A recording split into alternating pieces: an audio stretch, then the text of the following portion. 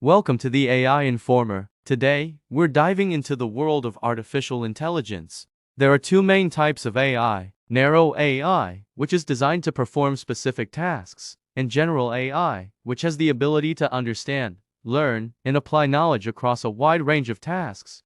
AI is already being used in many areas of our lives. For example, it powers virtual assistants like Siri and Alexa, self-driving cars, and recommendation systems on streaming platforms.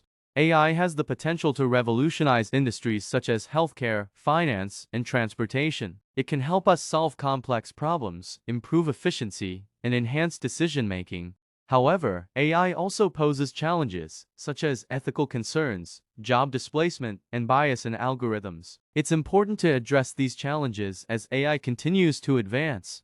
In conclusion, AI is a powerful technology with the potential to transform our world. By understanding how AI works and its impact on society, we can harness its benefits while mitigating its challenges. Thanks for watching. Don't forget to like, share, and subscribe for more AI updates and insights.